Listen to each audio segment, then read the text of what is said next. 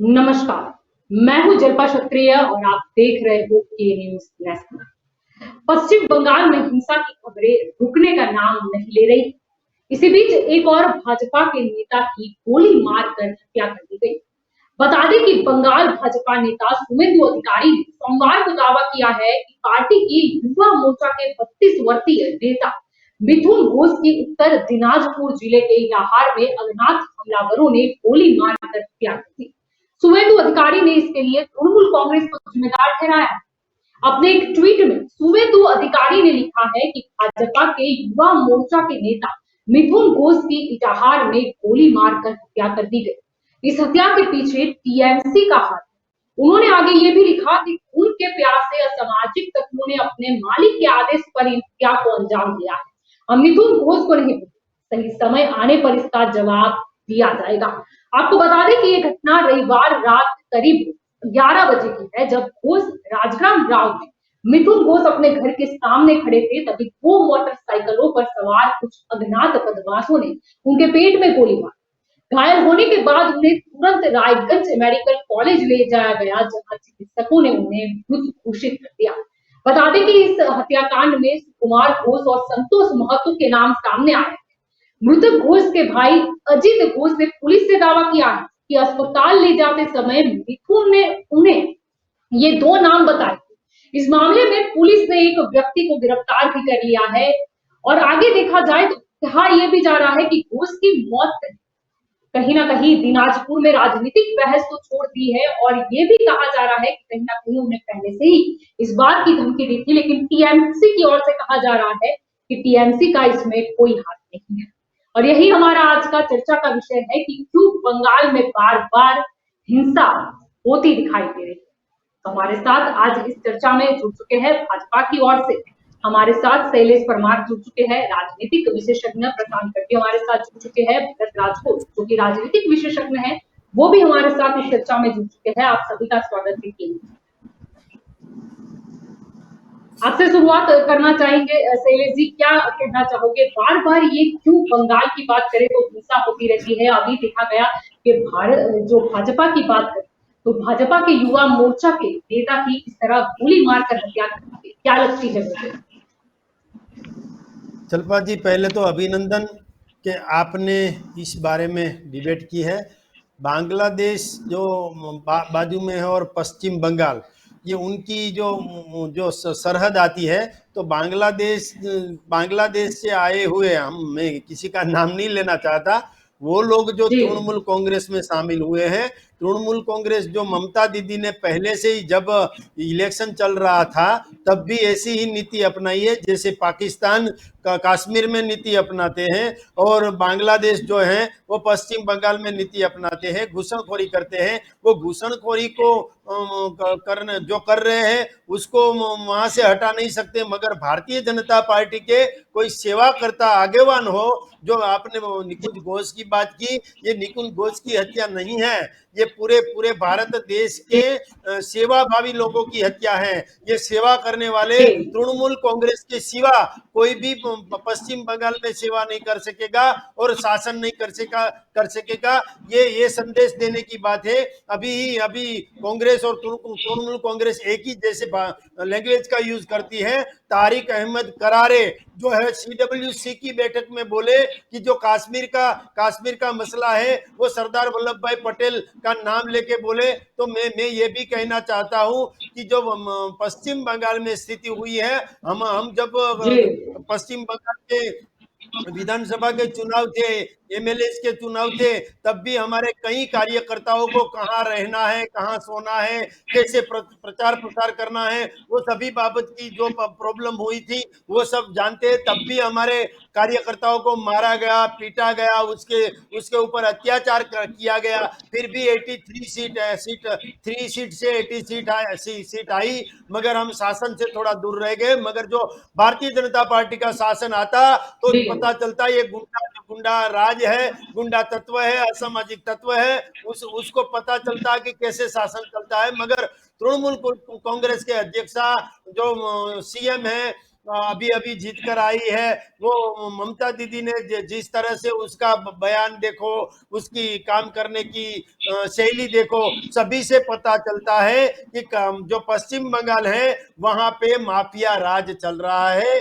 जो तृणमूल कांग्रेस के साथ हो, ममता दीदी के साथ हो, उसको कुछ नहीं होता, मगर भारतीय जनता पार्टी का आगेवान, भारतीय जनता पार्टी का लीडर थोड़ा सा ही ऊपर उठता है और सेवा करने के लिए जाता है तो उसकी हत्या कर दी जाती है, या तो उसे तहस नहस कर दिया जाता है, या तो एक या दो तरीके से उनको प्रचार प्रसार करने नहीं दिया जाता, उनको सेवा करने नहीं दिया जाता। मैं तो ये भी कहता हूं कि हमारे 83 एमएलए जो है वो भी सही सलामत नहीं है। वहां पुलिस भी तृणमूल कांग्रेस का ही काम कर रही है। एफआईआर दर्ज करना वो एक नाटक है, नौटंकी बाबत है, मगर उसका परिणाम अभी से मैं बोल देता हूं, उसका परिणाम कुछ नहीं है। हमें वहां जाके मार खाना है, हमें वहां जाके असामाजिक तत्व जिस तरह से बर्ताव कर रहे हैं उसको सहन करना है।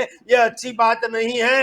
आगे जाके लोग इसका जवाब देंगे। लोगों को पता चल गया है कि तृणमूल कांग्रेस की अध्यक्षा और तृणमूल कांग्रेस की सरकार जिस तरह से काम कर रही है वो लोकतंत्र नहीं है। मैं तो यह भी कहना चाहता हूं, इससे अच्छा तो तालिबानी शासन है कि तालिबान वहां उसके उसके शासनकर्ता और उसके विरोध में जो है उसकी हत्या नहीं करते, आतंकवादी भी उसकी उसके साथ में रहने वाले की हत्या नहीं करते, मगर एक या दो प्रकार से भारतीय जनता पार्टी के लोगों की, भारतीय जनता पार्टी के लीडरों की, भारतीय जनता पार्टी के शासकों की हत्या होती है। ये लोकतंत्र की हत्या है, ये संविधान की भी हत्या है।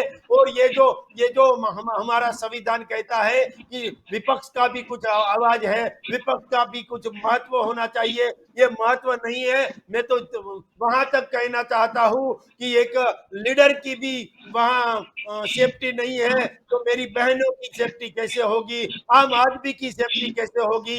ये तालिबान से बेहतर राज कोई है तो वो ममता दीदी का राज है। ये अच्छी बात नहीं है। आगे जाके भारत देश को भी ये प्रॉब्लम करेगी। ये सरकार की जो नीति है वो पूरे भारत देश में जाके प्रॉब्लम करेगी। और मैं ये भी कहता हूं आगे जाके ममता दीदी को उखाड़ कर लोग फेंक भी देंगे।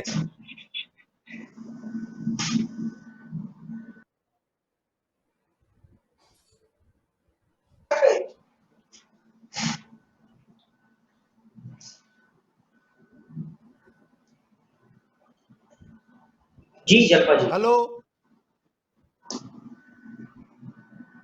पाछो प्रॉब्लम क्यों छे?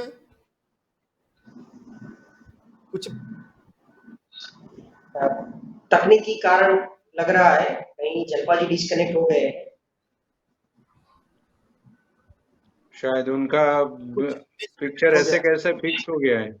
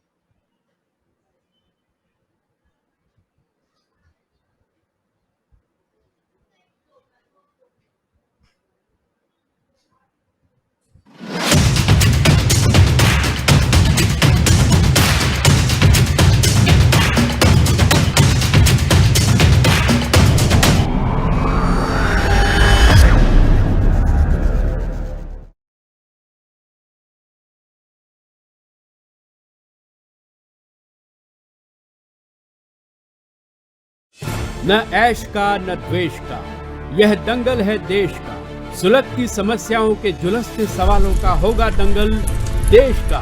प्रशासन के प्रश्नों को लेकर होगा दंगल देश का। शिक्षा, स्वास्थ्य, समाज, कानून और व्यवस्था के आज क्या है हालात। सोमवार से शुक्रवार रोज रात 8 बजे જલપા ક્ષત્રિય કે સાથ દંગલ દેશ કા પ્રજાના પ્રાણ પ્રશ્નોને વાચા આપે છે કે ન્યૂઝ। વાત ગામડાની હોય કે ખેડૂતના ખેતરની, કૃષિ બજારની હોય કે મોંઘવારીના માર્ગની, મહિલાની મૂંઝવણ હોય કે નાના વેપારીના મનની ગૂંચવણ, વિદ્યાર્થીની વાત, પ્રજાને મૂંઝવતી તમામ વાત એટલે જનતાની વાત। ઉઠાવો ફોન અને ડાયલ કરો। કે ન્યૂઝ રજૂ કરશે જનતાની વાત જનતાના મુખે। દર રવિવારે સાંજે 7:30 થી 9:30 મેરેથોન માહિતી રજૂ કરતો ફોન ઇન કાર્યક્રમ જનતાની વાત।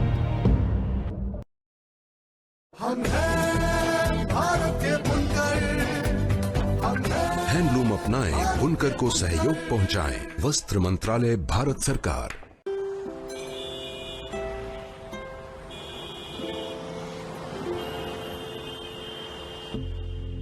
Let you be you, let your style be true. Let time stand still. Let time stand still. Let you be you, let your style be true. Let time stand still. Style is now original, genuine, premium. Style is now India Handloom.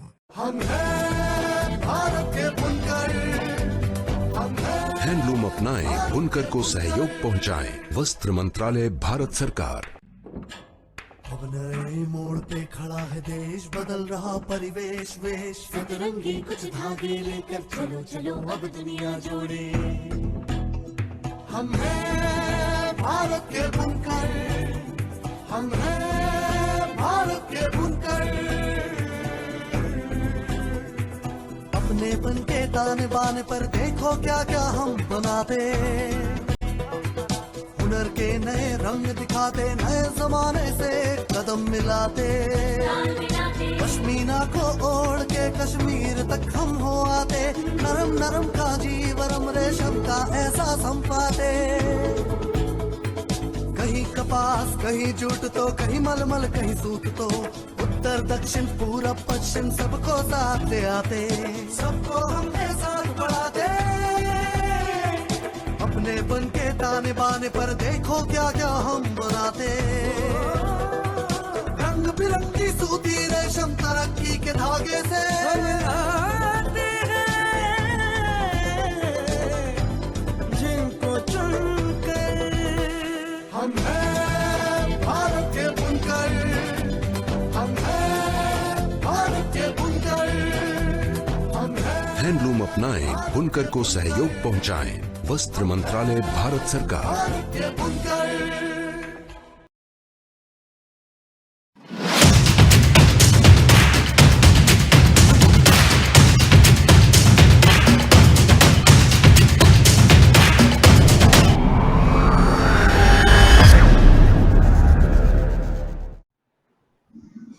Welcome back. आप देख रहे हो दंगल देश का।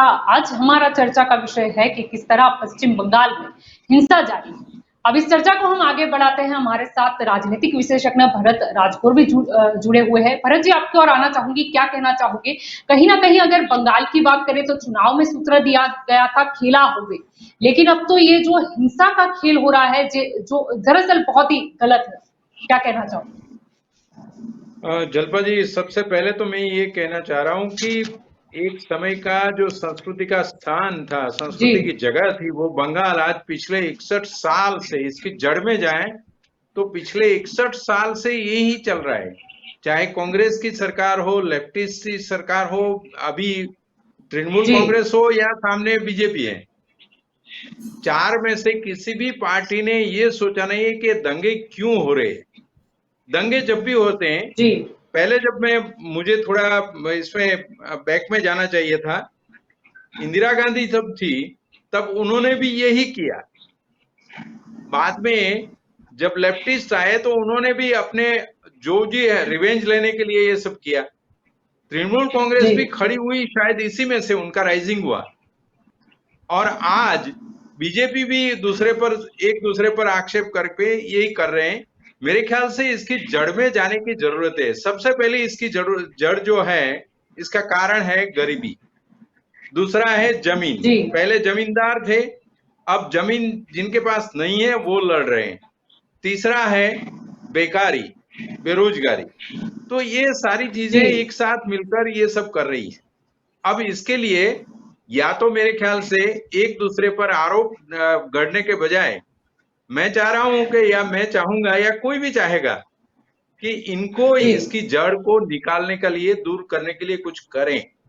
वही एक रास्ता मुझे दिखता है।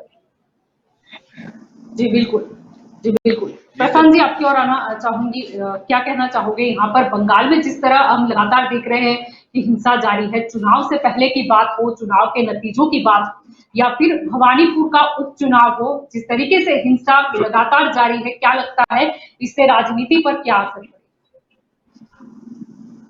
लाठी बल्लम खून खराबा, आग तोड़ फोड़ हमला धावा, बंगाल के रक्त चरित्र का, ये संस्कृति का जो दर्शन हमको हो रहे हैं पिछले कई सालों से चल रहा है। जब से हम बहुत ही एक्टिव हुए, मैं ये सब राजनीतिक विश्लेषक के तौर पे डिबेट कर रहा हूँ, पिछले 3 साल में था कि 2019 के लोकसभा इलेक्शन में भी मैंने देखा था, जब 2 लोग थे, 2 मेंबर ऑफ पार्लियामेंट बीजेपी के थे और उन्होंने उनका फोर्स बढ़ाया।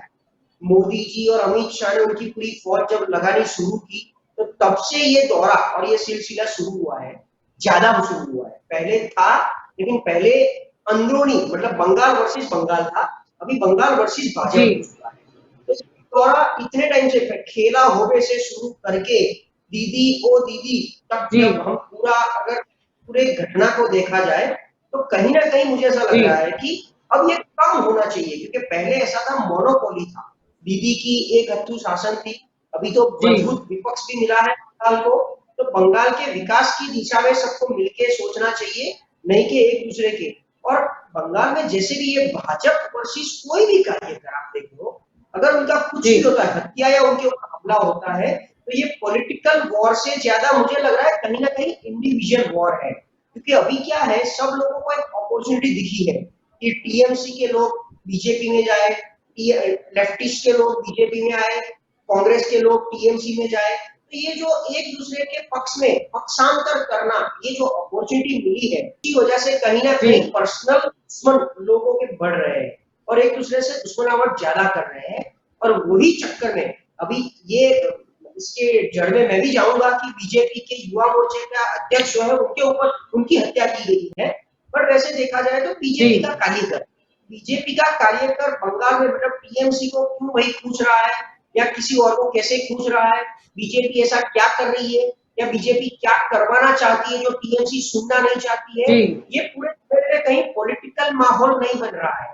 वैसे देखा जाए तो दीदी ने सिर्फ ईगो पे आके शुभेंदु अधिकारी के सामने वो इलेक्शन लड़ी, वहां से हारी, फिर वापिस उनकी परंपरागत सीट पे आ गई। भवानीपुर से आपने देखा होगा 58,000 से वो जीती है। तो ये इसमें कहीं ना कहीं मुझे इंडिविजुअल वॉर ज्यादा दिखती है, पर्सनल दुश्मनी ज्यादा दिखती है कहीं। और यही एक रीजन है उसका कि एक दूसरे पक्ष में लोग जा रहे हैं, और जब उनका खुद का ऑरा होता है, पॉलिटिक्स में देखिए किसी का एक दशक होता है, एक दशका ऐसा आता है जिसमें वो बहुत ही मजबूत होते हैं, और वो के दिनों में वो कैसे बिहेव करते हैं लोगों के साथ, वो भी बहुत मायने रखता है। तो कहीं मुझे लग रहा है कि जिस तरीके से पिछले 6 महीने में बीजेपी ने उनका रुख रवैया इतना ज्यादा दिखाया है, तो युवा मोर्चा का डेफिनेटली योगदान रहा होगा, युवा मोर्चा का रोल सबसे बड़ा रहा होगा। तो ऐसी सिचुएशन में ये व्यक्ति किसी को इंडिविजुअल तौर पर पसंद नहीं आती होगी, किसी इनके प्रति जेलसी होगी, इनके प्रति टीएमसी के लोगों को भी जेलसी होगी। हो सकता है कि टीएमसी का जो युवा मोर्चा का प्रमुख हो, उसका जो गढ़ हो, वो गढ़ में ये बीजेपी के अध्यक्ष ने जाके कहीं ना कहीं डैमेज किया हो, तो ये पर्सनल दुश्मनावट ज्यादा हो सकता है। लोकसभा के इलेक्शन में भी जब यहाँ से बीजेपी के नेता गुजरात से भी जाते थे, तो वो हमको वहां का डिस्क्राइब करते थे कि हम जिस होटल में रुकते थे वहां पुलिस आ जाती थी, वहां हमको बाहर निकालते थे, चेकिंग करते थे। तो कहीं ना कहीं टीएमसी को भी अभी ऐसा लग रहा है कि जो हम मोनोपोलिस्टिक थे वो कहीं गढ़ टूट रहा है, तो वो टूटे नहीं, इसलिए इसको पहले से दबाया जाए, ऐसा भी एक ट्राई किया हो रहा है। इसलिए ये हमला रेगुलर तौर पे होता रहा है, इसके ऊपर कुछ नहीं हो सकता। Definitely PM has to talk to CM now, वो लेवल आ चुका है कि ये हिंसा को कैसे रोका जाए, क्योंकि हर महीने हर तीसरे चौथे दिन या तो हमला होता है या किसी न किसी कार्यकर्ता की हत्या होती है। तो पॉलिटिकल रिवेंज ये हमारे देश का सॉल्यूशन नहीं है। हमारे देश को हम सबको मिला के, पार्टी कोई भी हो, कहीं भी सरकार हो, हम सबको देश के विकास में क्या हासिल कर सकते हैं वो दिशा में सबको सोचना है। आई थिंक वो सब चला गया है और सब एक दूसरे के पॉलिटिकल रिवेंज में लगे हुए हैं। जी जी बिल्कुल। शैलेश जी, आपकी ओर आना चाहूंगी, क्या कहना चाहोगे? इससे पहले जैसे कि यहाँ पर प्रसाद जी भी बता रहे थे, जो भवानीपुर में उपचुनाव हुआ उस समय भी देखा गया था कि बीजेपी के जो राष्ट्रीय उपाध्यक्ष है दिलीप, उनके साथ भी कहीं ना कहीं धक्का मुक्की के वो दृश्य सामने आए थे, कहीं ना कहीं हमने दुर्व्यवहार होते हुए भी देखा था। यानी चुनाव तक तो चलो ये समझ में आता है कि चलो राजनीति है या वोटों के लिए ये कुछ हरकतें सामने आती है, लेकिन उसके बाद किसी की जान ही ले लेना, ये कहाँ का इंसाफ है? अभी मेरे मित्र प्रशांत गढ़वी जी ने भी बात की, मैं सुन रहा था कि जब हमारे कार्यकर्ता सब वहाँ जाते थे, कहीं होटल में कहाँ रुकना, कैसे कहाँ जाना, तो कहीं भी जो प्रचार प्रसार करना है ना, वो बात भूल जाते थे और बच के कैसे हम प्रचार करें, हमारे ऊपर जो अटैक हो उससे कैसे बचे। अभी आपके स्क्रीन पर मैं देख रहा हूं कि सुरक्षा कर्मियों को भी जो ममता दीदी का भाई है, वो कहलाता है भाई, वो भारतीय जनता पार्टी के नेता को कैसे खदेड़ रहे, उसको खदेड़ रहे, मगर साथ में सुरक्षा कर्मी की भी इज्जत नहीं रखते, उसका भी अवमानना नहीं रखते। तो ये बात अच्छी नहीं है, ये संकेत भी अच्छा नहीं है। ये कोई पाकिस्तान का दृश्य हो ऐसे मुझे ज्ञात हो रहा है कि ये भारत का, ये इंडिया का दृश्य नहीं हो सकता। मगर पश्चिम बंगाल में कई ऐसे दृश्य हमारे कार्यकर्ता ने देखे हैं। हमारे कार्यकर्ता को प्रचार प्रसार करने में भी प्रॉब्लम, खाना खाने में भी प्रॉब्लम, वहाँ कैसे रहे। तो ये ममता दीदी ने जो वहाँ पे अत्याचार करना शुरू किया है और वहाँ पे जैसे कानून और व्यवस्था भी बिगड़ गई है, क्राइम का रेट भी बिगड़ गया है और पॉलिटिकल क्राइम होता है। प्रशांत जी ने अभी बोला कि धक्के मारे, कुछ अत्याचार करे, वहां तक तो ठीक था, मगर मर्डर कर दे, वो उसकी हत्या कर दे, ये बात ठीक नहीं है। राजकीय और पॉलिटिकल जो भी प्रॉब्लम है उसको तो बातों से भी सुलझाया जाता है और नीति नियमों से भी सुलझाया जाता है। मगर ममता दीदी को पता चल गया है कि अब आने वाले जो चुनाव है, अब बाकी के जो विधानसभा के बाद के आने वाले चुनाव है, उसमें भारतीय जनता पार्टी के लोग चुनकर आएंगे। ये उसको पता चल गया है। 3 सीट से 83 हो गई है भारतीय जनता पार्टी की। यही ही दिखलाता है कि भारतीय जनता पार्टी अगले दिनों में पश्चिम बंगाल में शासन करता होगी। मगर वो उससे पहले कैसे अत्याचार से, कैसे धाक धमकी से, कैसे ये सब बहरूपिया जो रूप लेकर ममता दीदी के लोग आते हैं, उसका भाई आता है, मैं आपके टीवी स्क्रीन पर भी देख रहा हूँ, वो देख के मुझे मेरे अंतर में और मेरे मन में बहुत दुख होता है कि ये अफगानिस्तान का एक वीडियो है, ये क्यों पाकिस्तान के वीडियो है, ये भारत के वीडियो हो नहीं सकते। मगर जो पश्चिम बंगाल है उसकी स्थिति ऐसी है, ये लोकतंत्र के भी खिलाफ है। और मैं ये भी कहना चाहता हूं कि तृणमूल को कांग्रेस के लोग बोलते हैं कि इसमें कुछ हमारा लेना देना नहीं है। भाजपा युवा मोर्चा के नेता की गोली मारकर हत्या की है, हमारे निकुंज घोष है, उसकी गोली मारकर हत्या की है। उसका जो कद बढ़ रहा था, उन्होंने जो काम किया था, वो इलेक्शन में काम किया था, उसकी वजह से कई सीटों में भारतीय जनता पार्टी के लोग चुन कर आए हैं। और उसको पता था, तृणमूल कांग्रेस के लोगों को और ममता दीदी को भी पता था कि आगे चलकर ये जो एमपी के जो चुनाव है, वो राष्ट्रीय चुनाव है, लोकसभा के चुनाव है, उनमें ये लोग असर कर सकते हैं और ये जो निकुंज घोष है वो असर कर सकते हैं। इसीलिए मुझे लगता है कि उसकी हत्या कर दी गई है और दिखावे के लिए सिर्फ एफआईआर की है। मगर जो उनकी पुलिस है, वहां की लोकल पुलिस है, वो भी हमें पता है, हमारे कार्यकर्ताओं को भी पता है। हम जब इलेक्शन में प्रचार प्रसार करने गए थे, तब भी ये जो पुलिस थी वो तृणमूल कांग्रेस का ही काम कर रही थी, सुरक्षा देने का कुछ काम कर नहीं रही थी। जैसे तृणमूल कांग्रेस के कोई नेता रैली, उसका कार्यक्रम सब कुछ होता है तो वो शांति से करने देते हैं। भारतीय जनता पार्टी का कुछ कार्यक्रम और कुछ भी वहां पे रैली होती है, कुछ भी होता है, तो वो अच्छी तरह करने नहीं देते थे, वो भी हमें पता था। वही स्थिति है अभी कश्मीर में, जैसे पाकिस्तान की घुसखोरी चल रही है, वैसे ही यहाँ भी मैंने बोला ना कि बांग्लादेश से आए हुए और जो लोग जी, ये सब जी। कर रहे हैं और ये सब करने की आदत है वही लोग कर रहे हैं, उसको हथियार बना के ये ममता दीदी सब काम करवा रही है। मगर ये अच्छी बात नहीं है, आगे चल के ये लोकतंत्र की भी हत्या के समान होगा। ये तालिबान की सरकार इससे अच्छी थी, ऐसा भी मैंने पहले स्लॉट में भी कहा है और अब भी कहता हूं कि ये तालिबान की सरकार जो है वो अच्छा काम कर रही होगी, इसके मुकाबले ये किसी की हत्या कर देना मेरे मन को भी ठेस पहुंची है और भारत के सभी नागरिकों को, युवाओं को, युवतियों को ये जो गोली मारकर हत्या कर दी है उसके बारे में उस सभी के दिल में ठेस पहुंची है। इसका नतीजा अच्छा भी नहीं होगा। मैं ये कहना चाहता हूं कि कहां गया कानून, कहां पश्चिम बंगाल के जो राज्य में उस स्टेट में कानून कहां गया, कानून गायब हो गया है, ये भी मैं कहना चाहता हूं। और अब की बार आगे चल के ऐसा जो चलता रहा तो ममता दीदी आगे खेला ही होगा और ममता दीदी को उखाड़ कर फेंक देंगे लोग। पता भी चल गया है कि आगे जाके लोकसभा में ममता दीदी के एक भी उम्मीदवार चुना नहीं जाएगा। यह हत्या का बदला लोग वोटों से देंगे, कलम से देंगे। जी जी बिल्कुल। भरत जी आपकी ओर आना चाहूंगी। यहाँ पर जब बात चल ही रही है कि लगातार हिंसा जारी है, सबसे शर्मनाक ये भी होता है कि जब लाया जाता है लोगों की आस्था को बीच में या धर्म को निशाना बनाया जाता है। जैसे कि हमने देखा कि एक शर्मजनक जो घटना है वो कहीं काकुट गाजी इलाका है जिसमें हिंसा में मारे गए भाजपा कार्यकर्ता अभिजीत सरकार की याद में दुर्गा पूजा का आयोजन किया गया था। वहां पर भी देखा गया कि पंडाल पर हमला बोल दिया गया, कथित तौर पर वहां पर मूर्तियों को भी नुकसान पहुंचाया गया। यानी कहीं ना कहीं अब लग रहा है कि ये हिंसा अभी कोई भी जाति तो नहीं देखती थी, ना पार्टी देखती थी, अब लगता है धर्म को भी नहीं बख्शा जाएगा। यानी कुछ भी कर लो लेकिन कैसे एक दूसरे को परेशान कर। आप जो बिल्कुल कह रहे हैं सही है, मगर सबसे पहले तो जलपा जी मैं ये कहना चाहता हूं कि अभी जो शैलेश भाई कह रहे हैं इलेक्शन अभी गए हैं, अब दूसरे इलेक्शन विधानसभा के 5 साल के बाद आने वाले हैं। हमारे गृह मंत्री, केंद्रीय गृह मंत्री शाह साहब अगर वहां के, क्योंकि डीजी डीएसपी जो भी हैं, जो आईपीएस कैडर से गए हैं वो तो सेंट्रल गवर्नमेंट से गए हैं, उनके साथ बैठकर ये मीटिंग क्यों नहीं की जाती?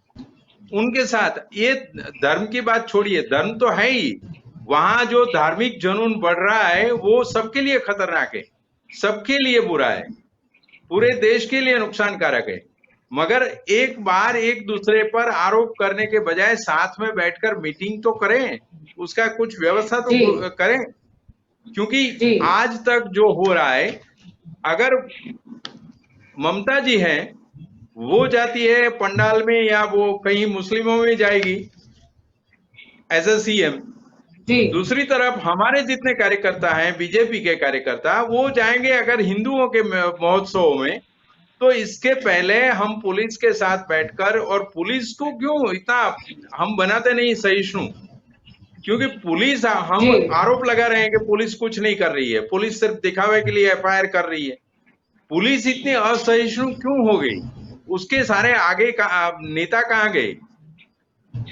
बंगाल के खुद के हमारे बीजेपी के नेता भी हैं, वो नेता कहाँ गए? उनके साथ बैठकर एक मीटिंग तय करें, क्योंकि विपक्ष जब है, पक्ष और विपक्ष वो सिर्फ विधानसभा में है, लोकसभा में है, उनकी पर्सनल राइवलरी कभी नहीं होती है। अब पर्सनल राइवलरी खड़ी हुई है तो उसके पीछे उसका कुछ हम तो हल ढूंढना ही चाहिए, हमें बैठकर कुछ मीटिंग तय करना चाहिए कि ये क्यों हो रहा है, लोगों के मन में ये क्यों बढ़ रहा है। असहिष्णुता अगर लोगों के मन में बढ़ रही है तो इसके लिए क्या करना चाहिए? आप मुख्यमंत्री को भी बुलाइए ना, मैं तो वहां कहता हूँ ममता दीदी को बुलाकर कहिए कि ये ठीक नहीं है, पूरे देश के लिए ठीक नहीं है। मगर इसके लिए आरोप रखने से कुछ नहीं होगा। अगर हमने करना है, उसका हल निकालना है, तो साथ में बैठकर तय करना पड़ेगा। और जो धार्मिक सहिष्णुता रखनी है, वो धार्मिक सहिष्णुता दोनों तरफ से आनी चाहिए। जी जी बिल्कुल। प्रशांत जी आपकी ओर आना चाहूंगी। अब सबसे बड़ा ये है कि बंगाल की हिंसा पे जब हम बात कर रहे हैं तो अभी की अगर बात करें तो कहीं ना कहीं बांग्लादेश में भी जो देखी गई हिंसा, वहां पर भी देखा गया कि किस तरह हिंदू जो मंदिर है उसको तोड़ा जा रहा है, कहीं ना कहीं हिंदुओं को निशाने पर लाया जा रहा है, जिसकी वजह से अगर हम बात करते हैं बांग्लादेश के साथ तनाव की, तो कहीं ना कहीं पश्चिम बंगाल की अगर हम सीमावर्ती जो इलाके की बात करें, वहां पर भी अलर्ट जारी कर दिया गया है। लेकिन अब मुश्किल यही है कि यहाँ पर केंद्र सरकार और राज्य सरकार के जिनके बीच में ये हिंसा की, वो भी अंदरूनी हिंसा की बात लेकर जब इतनी ठनी हुई है, तो क्या हम उसके पहले सॉल्यूशन लाएंगे या फिर हम ये ध्यान रखेंगे कि कहीं ना कहीं बांग्लादेश में जो कांड हो गया वो यहाँ पर ना हो जाए? यानी हम अंदरूनी लड़ाई पे ध्यान देंगे या फिर बाहरी लोगों से हम कैसे अपने देश को बचा सके उस पर ध्यान? ये दोनों इंटरलिंक है एक दूसरे के साथ। आपने बहुत ही अच्छा दो मुद्दा छेड़ा यहाँ पर, एक धर्म की बात थी, सहिष्णुता की बात, और दूसरा बांग्लादेश वाली। अगर मुझे लग रहा है कि बंगाल में जो कुछ हो रहा है उसमें कोई एक स्पेसिफिक कम्युनिटी को भड़काया जा रहा है। सीएए और एनआरसी का जो इम्प्लीमेंटेशन अगर आप याद करो, तो उसको बांग्लादेशी घुसपैठियों और उसका जो रीजन था उसमें दो स्टेट, एक बांग्लादेश वेस्ट बंगाल और दूसरा आसाम, ये दो स्टेट बहुत ही रिस्पॉन्सिबल थे कि भी बांग्लादेशी घुसपैठिया यहाँ से आ रहे हैं और उनको कोई ना कोई सरकार बचा रही है, प्रोटेक्ट कर रही है, और उनको बचाने के लिए सीएए और एनआरसी का विरोध किया जा रहा है। तो बंगाल में अभी सबको कहीं ना कहीं ऐसा लग रहा है कि भाई सीएए और एनआरसी आ चुका है, आज नहीं तो कल हमको या तो यहाँ से जाना पड़ेगा, या तो कुछ ना कुछ इसके तौर पे हमारे ऊपर पनिशमेंट होगा, या हमारे पास कोई डॉक्यूमेंट नहीं है। जो से भी ऐसे लोग होंगे तो उनको डेफिनेटली भाजपा पसंद नहीं होगा, क्योंकि भाजपा ये सीए एनआरसी लाना चाहती है, वेस्ट बंगाल में और असम में शुरू करना चाहती है ये जो कैंपेन है या ये मूवमेंट है। तो उसके लिए कहीं ना कहीं वो पूरा जो इलाका है, 7 सिस्टर स्टेट, मतलब वेस्ट बंगाल, बांग्लादेश, असम, मिजोरम, ये 3-4 स्टेट ऐसे जिनको भाजपा पसंद नहीं आएगी, क्योंकि वो लोग ऑलरेडी हिंदुस्तान में आके बसे हैं, हिंदुस्तान के लिए बहुत सारी डिस्कशन और कहीं ना कहीं राइवलरी फैक्टर हो चुके हैं। तो डेफिनेटली ये जो हमले हो रहे हैं उसका ये भी एक रीजन है कि ये इसके हिसाब से ज्यादा बढ़ रहा है। तो धर्म की बात तो आ गई, स्पेसिफिक कम्युनिटी वाले आ गए हैं, क्योंकि ये लोग भी कहीं ना कहीं इसके ऊपर हमला बोलते हैं और इसके हिसाब से ही हर महीने कुछ न कुछ छोटी मोटी वो होती है और लोगों के ऊपर हमला होता है। तो मुझे लग रहा है कि इसको गवर्नमेंट, मतलब सेंट्रल गवर्नमेंट और स्टेट गवर्नमेंट दोनों मिलके, जैसे मेरे भाई भरत भाई जो बता रहे हैं, वो सेंट्रल और स्टेट गवर्नमेंट दोनों मिलके इसको सुलझाए कि भी कैसे सुलझाया जाए, तब जाके इसका मतलब कि सेंट्रल गवर्नमेंट को एक कमिटमेंट देना पड़ेगा, एक कॉन्फिडेंस देना पड़ेगा कि सीएए और एनआरसी आपको निकालने के लिए नहीं है। उसी तरह स्टेट गवर्नमेंट भी सेंटर को हेल्प करे। अभी वेस्ट बंगाल में प्रॉब्लम ये आ रही है कि दीदी ने काफी सारी सेंटर की काफी सारे योजनाओं को अमलीकरण नहीं किया गया है। जो भी योजना, जैसे हमारे यहाँ महा कार्ड चल रहा है गुजरात में और नेशनल लेवल पे आयुष्मान कार्ड चल रहा है, तो दीदी ने अभी तक आयुष्मान कार्ड वेस्ट बंगाल में इम्प्लीमेंट नहीं करने दिया है। वैसे भी कोई भी सड़क योजना आप ले लो, प्रधानमंत्री वाली सड़क योजना ले लो या उज्ज्वला योजना ले लो, तो वो वहां पर इम्प्लीमेंट नहीं किया जा रहा है। तो कहीं ना कहीं दीदी को जो रजिश है और पर्सनल बायस है कि सेंटर जो करेगा वो स्टेट में मैं नहीं करने दूंगी, उसमें भी थोड़ा फ्लेक्सिबल होकर अगर ये करेंगे तो इसका मसला कहीं ना कहीं सॉल्व होगा। तो ये अभी ना सेंटर वर्सेस स्टेट दोनों के बीच में आके पड़ा है और दोनों को मिलकर ही इसको सोल्यूशन लाना है। जी बिल्कुल, शैलेश जी आपकी ओर आना चाहूंगी। अगर बात करते हैं बंगाल चुनाव की, तो कहीं ना कहीं भाजपा के द्वारा और खास तौर पर अमित शाह की अगर हम बात करें, उन्होंने कहीं ना कहीं एक छोटा सा सूत्र दिया था, सोनार बांग्ला। लेकिन सोनार बांग्ला के बदले अब हमें क्यों वहां पर नरसंहार नजर आ रहा है? और प्रश्न ये भी उठता है कि अगर लगातार इतनी हिंसा बढ़ती जा रही है, तो क्या सभी राजनीतिक दल, ऐसा नहीं है कि सिर्फ टीएमसी हो या भाजपा हो, लेकिन सभी राजनीतिक दलों को मिलकर एक बार ये फैसला तो करना होगा कि राजनीति में चाहे कोई एक दूसरे को किस तरह से, मतलब चाणक्य नीति से परास्त कर ले कि कहीं ना कहीं हिंसा का इस्तेमाल नहीं होगा। क्योंकि ये पश्चिम बंगाल में जो एग्जाम्पल बन रहा है, कहीं ना कहीं डर है कि आने वाले समय में जब पंजाब में विधानसभा की अगर हम बात करें, उसके चुनाव आने वाले हैं, उत्तर प्रदेश की बात करें, गुजरात की बात करें, काफी सारे स्टेट, ये राजनीति में लगातार चलता रहेगा। लेकिन कहीं ना कहीं अगर ये एग्जाम्पल स्थापित हो गया फिर, या कहीं से प्रेरणा किसी पक्ष ने और उठा ली, तो शायद स्थानिक लोगों का वहां पर रहना बहुत ही मुश्किल होगा।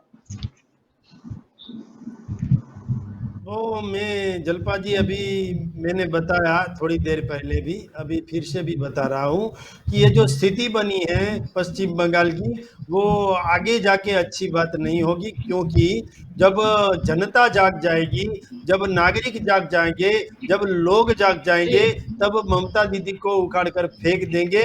मगर अभी जो सत्ता है, सत्ता का नशा ममता दीदी को ऐसा चढ़ गया है कि अब उसको पता भी चल गया है कि आगे जाके मेरा कुछ चलने वाला नहीं है। भरत भाई जी मुझे बोल रहे थे कि अभी चुनाव गए हैं, वो लेजिस्लेटिव असेंबली के चुनाव थे, वो अभी गए हैं, मगर जो लोकसभा के चुनाव हैं वो आने वाले हैं और दूसरे भी पेटा इलेक्शन जो हैं वो भी आ रहे हैं। इसकी मैं बात कर रहा था। उसमें ममता दीदी को जो घाटा होने की शंका थी, उसकी वजह से ही उसकी जो उसने जो निकुंज घोष है उसकी हत्या करवा दी है। निकुंज घोष छोटा लीडर नहीं था, उसकी वजह से कई सीटों पर असर पड़ा था और भारतीय जनता पार्टी को कई सीटों का फायदा हुआ है। मगर ये एक लीडर को खत्म करने, एक लीडर की हत्या करके ममता दीदी कुछ हासिल नहीं कर पाएगी, मगर आगे जाके ममता दीदी को ही प्रॉब्लम होगा। ये भारत के नागरिक है और पश्चिम बंगाल है वो भारत का ही अभिन्न अंग है। जैसे कश्मीर में 370 थी वो हटाई और जो 3 तलाक का कानून लाए और 35A लाए, उससे जो परिस्थिति बदली थी उसमें भी WC की जो बैठक थी, CWC की, उसमें कांग्रेस के जो नेता थे वो सरदार वल्लभ भाई पटेल को दोषित ठहराए थे। वही मानसिकता दिखाती है। और जो मुसलमान लोग हैं वो हमारे भाई हैं, जो भारत के मुसलमान लोग हैं वो हमारे साथ रहते हैं, वो राष्ट्रवाद को मानते हैं, उसके बारे में कुछ नहीं कहना। मगर पश्चिम बंगाल में जिसको हथियार बनाया जाता है वो ममता दीदी मुसलमान लोगों को ही हथियार बनाती है और भारतीय जनता पार्टी के लोगों की हत्या कराती है। मगर जो आम नागरिक है वो आम नागरिक अब जाग गया है और ममता दीदी के ऊपर रोस्ट करने के लिए वो कुछ सामने आएंगे तो वो आम नागरिक की भी हत्या करवा देगी ममता दीदी। मगर ऐसे ही वो लोग सामने नहीं आते हैं, मगर जब इलेक्शन होगा तभी ये सब लोग सामने आएंगे और ममता दीदी के एक जो उम्मीदवार है उसको चुना नहीं जाएगा और लोग जाग जाएंगे। मगर अभी तो लोग चुप होकर बैठे हैं, घरों में बैठे हैं। हमारी बहन दीकरी और माँ जो है वो हमारी बहन बिटिया भी अभी चुप होकर बैठी है कि कब इलेक्शन आएंगे और ये कलम की ताकत से, संविधान की ताकत से, लोकतंत्र की ताकत से, डेमोक्रेटिक जो हमारी ताकत है उनसे ये ममता दीदी को उखाड़ कर फेंक देंगे। मगर ममता दीदी को या आपके माध्यम से भी ममता दीदी के जो असामाजिक तत्व है, जो गुंडे हैं, उसको भी मैं कहना चाहता हूँ कि पुलिस को पुलिस का काम करने दो। पुलिस को तृणमूल कांग्रेस के आगेवान मत बनाओ, तृणमूल कांग्रेस के कार्यकर्ता मत बनाओ। वो देश की और राज्य की, स्टेट की सुरक्षा के लिए है, पश्चिम बंगाल के लोगों की सुरक्षा के लिए पुलिस है। पुलिस कोई तृणमूल कांग्रेस की कार्यकर्ता नहीं है। वो SP, IG, उसका भी उपयोग यूज कैसे होता है हमें पता है और सब लोग जानते हैं। और पश्चिम बंगाल के नागरिक तो जान ही गए हैं कि अब ममता दीदी है वो पागल की तरह बर्ताव कर रही है। वो अब उसे पता चल गया है कि 83 सीट जैसे भारतीय जनता पार्टी की आई है, आगे जाके ऐसे लीडरों की हत्या करवाएगी और भारतीय जनता पार्टी के जो बेस है उसको खत्म करेंगे।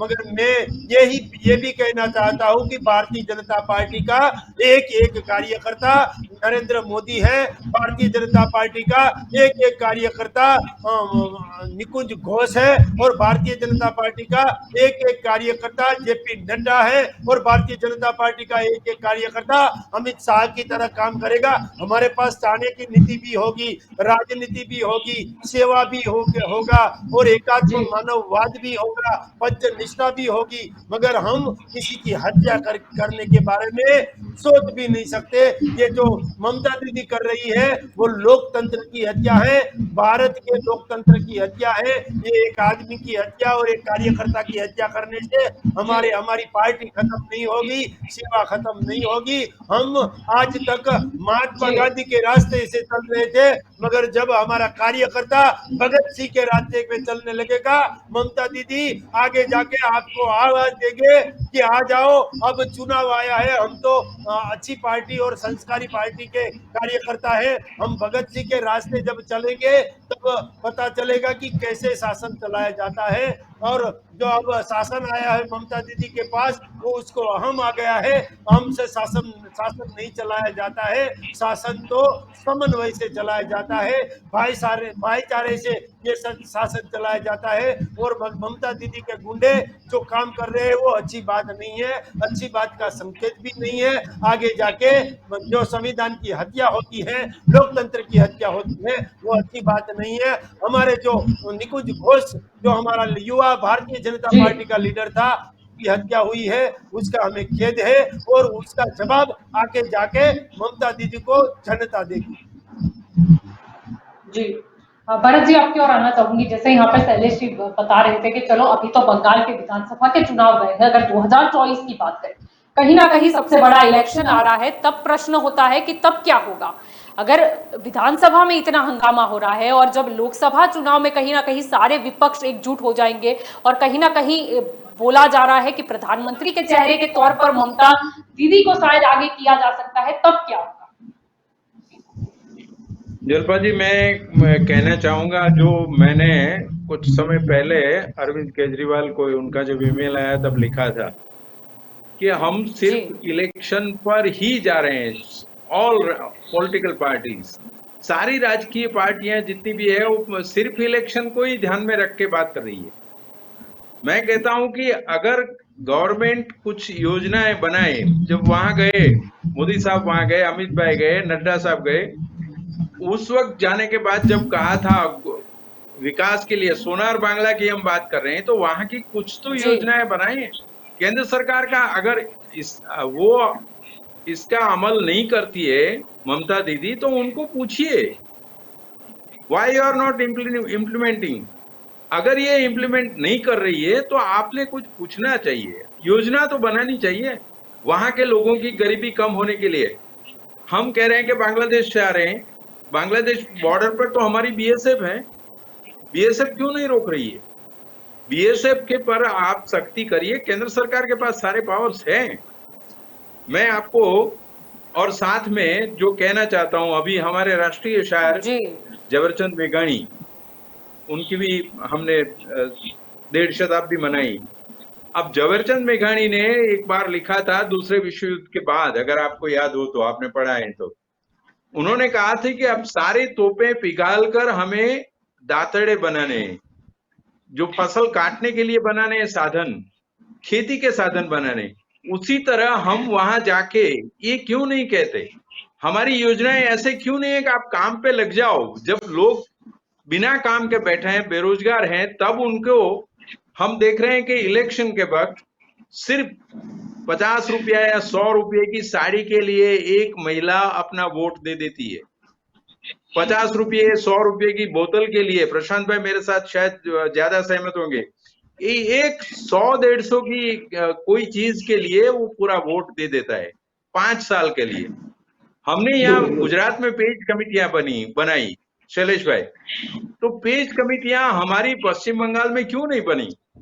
मैं सिर्फ वो पूछना चाहता हूं। हम देख रहे हैं सिर्फ 1960 से 61 साल से ये चल रहा है। उस वक्त 72 से 77 सिद्धार्थ शंकर रे थे कांग्रेस के मुख्यमंत्री, उनको हटाने के लिए लेफ्टिस्ट थे, उन्होंने वहां हिंसा का सहारा लिया। उनको हटाने के लिए फिर से जब इंदिरा गांधी थी तो उन्होंने कहा कि हिंसा हो तो हो। आज हम देख रहे हैं 218 की इलेक्शन में, पंचायत के इलेक्शन में 10 के मौत हुए, मगर सबसे बड़ी सोचने वाली बात यह थी कि 34% सीट सिर्फ बिन हरीफाई थी, उसके सामने खड़ा रहने के लिए कोई तैयार नहीं था। क्यों? अगर सारे गुंडे ममता दीदी ने पाल रखे हैं तो आपने उनको खुले क्यों नहीं किए? पुलिस पर फोर्स क्यों नहीं लगाया? मेरा कहने का मतलब है कि प्रजा जो है वो तो बेचारी है, उसको तो जहां भी ले जाओ खींच जाएगी 100-200 रुपये 500 रुपये के लिए। प्रजा को खींचा ना जाए इसके लिए आप पहले से व्यवस्था कुछ करिए। 2019 की लोकसभा की इलेक्शन की मैं बात कर रहे हैं, 2 साल के बच्चे की मौत हुई थी, 2 साल का बच्चा, उसको क्या इलेक्शन से लेना देना था? मारने वाला कौन था हमें पता नहीं है। बाकी सब जो थे 11 और लोगों की हत्या हुई थी। अब भारतीय जनता दावा कर रही है कि 130 हमारे कार्यकर्ता को मारा गया, उनकी हत्या कर दी गई। इतना जब तक होता है तब तक आपने पेज कमेटियां बनाकर या कुछ शांति समितियां, जैसे अहमदाबाद में आज भी चल रही है शांति समितियां बनाकर हमने इसका कुछ हल क्यों नहीं निकाला? मैं तो यही कहना चाहता हूं, अगर कुछ ऐसी परियोजनाएं बनाएं जिससे बंगाल का विकास हो, आपको बिना बोले मत मिलेगा, बिना बोले। ये जैसे दिख रहा है कि वो गोष्ठी तो बाहर खड़े थे अपने घर के बाहर और मोटरसाइकिल पर 2 लोग आए और गोली मार के चले गए। अब ये गोली मारने वाला, उसको कुछ तो मिला होगा। अब सोचिए, वहां 2-5 लाख की बात नहीं है। मैंने खुद का एक अनुभव कहना चाहूंगा, इस यहाँ शेयर करना चाहूंगा। 2000 रुपये का एक पेमेंट लेना था, सिर्फ 2000 रुपये का। व्यापारी ने मुझे बोला कि आप 2000 जेब में मत जाइए, लेकर मत जाइए, मैं आपको आंगड़िया थ्रू भिजवा दूंगा, आप सिर्फ टिकट लेके ट्रेन में बैठ जाइए। ये हालात है, ट्रेन में टिकट लेके बैठना पड़ता है। उसने टिकट ले दी, मैं बैठ गया, बाकी सब पैसे उसने आंगड़िया से भिजवाया। अब 2000 रुपया तो कौन सी बड़ी चीज है, चाहे ये 5-6 साल पहले की बात है। मगर मैं ये कहना चाहता हूं कि इतनी सारी वहां जो है हिंसा बढ़ रही है, तो इसको कम करने के लिए हमारे गृह मंत्रालय से लेकर वहां का जो गृह मंत्री है स्टेट का, बाकी सारे राज्यों में, उत्तर प्रदेश लीजिए, बिहार लीजिए, छत्तीसगढ़ अभी है, छत्तीसगढ़ तो मैं नहीं गया हूं, मगर ये उत्तर प्रदेश बिहार में मैं जाकर देखा हूं। इलेक्शन के दौरान ही, परीक्षाओं के दौरान ही मैंने जाके देखा है। आज खुला चाकू लेके बैठता है कोई परीक्षा देने और उसको कोई कुछ नहीं कह सकता है, तो इसका मतलब है कानून और व्यवस्था कहाँ है? जी, हमने क्यों कभी, केंद्र ने क्यों कभी नहीं पूछा? और विद्यार्थी को अगर एग्जाम देना बैठना है तो वो खुला चाकू लेकर ही बैठेगा, ऐसी तो व्यवस्था कौन सी है? उसको क्यों नहीं बुलाया जाता? क्योंकि वो अपनी पार्टी का है, इसलिए उस वक्त ये बात हुई थी कि वहां की शासक जो पक्ष थी, शासक पार्टी का ही वो बंदा था, तो परीक्षा देने ऐसे ही बैठ गया था। ये हालात हैं जी, उसके लिए हमें कुछ करना जरूरी है। जी, प्रशांत जी आपकी ओर आना चाहूंगी। आखिरी सवाल आपकी तरफ ही रहेगा। अगर हम देखें बीच में, जैसे पश्चिम बंगाल में विधानसभा चुनाव के बाद नतीजे जारी हो गए थे, उसके बाद भी देखा गया कि लगातार हिंसा जारी थी। तब कहीं ना कहीं अगर हम बात करते हैं पीएम मोदी की, जिन्होंने बंगाल के गवर्नर जगदीप धनखड़ के साथ बात की थी, आपको क्या लगता है कि अब क्या पीएम मोदी या अगर कोई इंटरफियर करता है तो ही ये मामला हल होगा? जी जी प्रशांत जी, शायद प्रशांत जी के पास आवाज नहीं आ रही।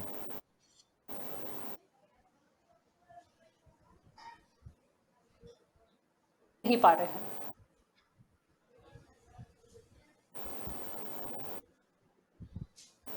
प्रशांत जी की आवाज नहीं आ रही है। जी, लगता है प्रशांत जी हमें सुन नहीं पा रहे। आप सभी मेरे साथ इस चर्चा में जुड़े, इसीलिए आप सभी का शुक्रिया। नमस्कार।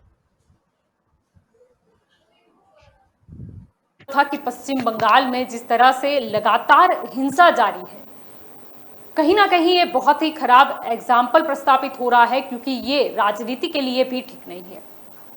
राजनीति मानो प्रचार में कुछ हुई या कुछ नीति कुछ ऐसी चल दी, चारों खाने चीत भी शायद किसी पार्टी को स्ट्रेटेजिकली कर दिए, लेकिन हिंसा, किसी की हत्या करना, ये बहुत ही गलत चीज है। हमें ध्यान रखना है कि कहीं ना कहीं राजनीति का स्तर इतना ना गिर जाए कि कहीं ना कहीं देश को ही और देश की जनता को इसका सामना करना पड़े।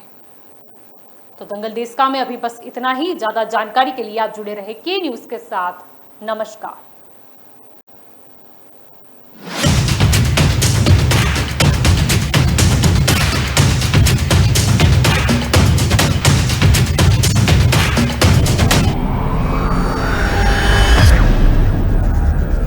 फोन कर रहा था यार लास्ट मोमेंट पे।